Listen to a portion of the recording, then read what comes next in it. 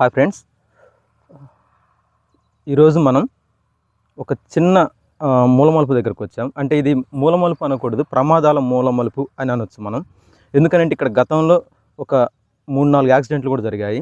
ఇది ఎక్కడో కూడా కాదు, మనం పుల్లల చెరువు నుంచి వినుకొండ వెళ్తున్నటువంటి రూట్కి కనుక వచ్చామంటే ఇక్కడ అడ్ రోడ్ అని ఉంది. అడ్ రోడ్ నుంచి ఒక 100 మీటర్లు డౌన్ కొంచెం ముందుకు వచ్చేస్తే మనకి కార్నర్ కనిపిస్తుంది ఈ మూలమలుపు అనేది. ఈ మూలమలుపులో కనుక చూస్తే మనకి అటు సైడ్ ఇంకేం కనిపించదు. మనకి ఈ డౌన్ కనుక వచ్చి చూస్తే పోనీ అటు సైడ్కి వెళ్ళి కనుక చూసామంటే ఇటు సైడ్కి ఏం కనిపించదు. దానికి కారణం ఏంటంటే ముళ్ళ చెట్లు అనేవి మొత్తం వెలమెలసిపోయాయి అన్నమాట బారుగా.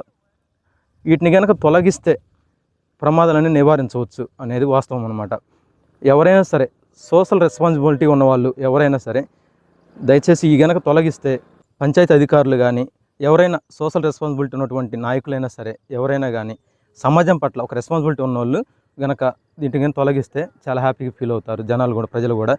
ఏదో ప్రమాదం జరిగిన తర్వాత మనం బాధపడే కన్నా కూడా జరగక ముందే దానికి సంబంధించిన చర్యలు కానీ తీసుకుంటే మనం చాలా వరకు ఒక అరికట్టవచ్చు అన్నమాట ప్రమాదాలని. వెనక బస్సు వస్తున్నట్టుంది, చూద్దాం.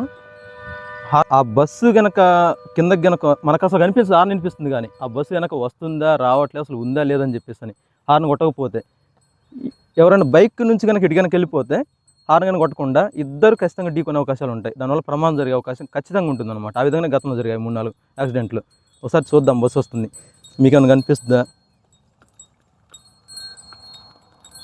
ఆ మోటార్ని కానీ ఒక అతను బైక్ ఆపుకొని ఉన్నాడు. మళ్ళీ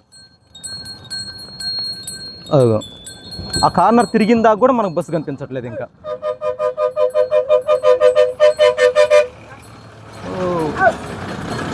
చూసాం కదా, ఆ విధంగా ఎదురుగా ఏదైనా వాహనం కనుక వచ్చిందంటే మనకు కనిపించదు. ఎందుకు? మెయిన్ చెట్లు ఉండటం వల్ల అనమాట. అదే ఈ చెట్లు కనుక తొలగిస్తే ఎవరో ఒకళ్ళు పెద్ద మనసు చేసుకొని పంచాయతీ అధికారులు కావచ్చు, లేదంటే సర్పంచ్ గారు కావచ్చు, ఎందుకంటే ఇది పుల్లల చెరువు 10కి వస్తుంది, లేదంటే రాజకీయ నాయకులు సోషల్ రెస్పాన్సిబిలిటీ ఉన్న వాళ్ళని కానీ ఒక మంచి పేరు కోసం గన తొలగిస్తే అందరూ హ్యాపీగా ఫీల్ అవుతారు.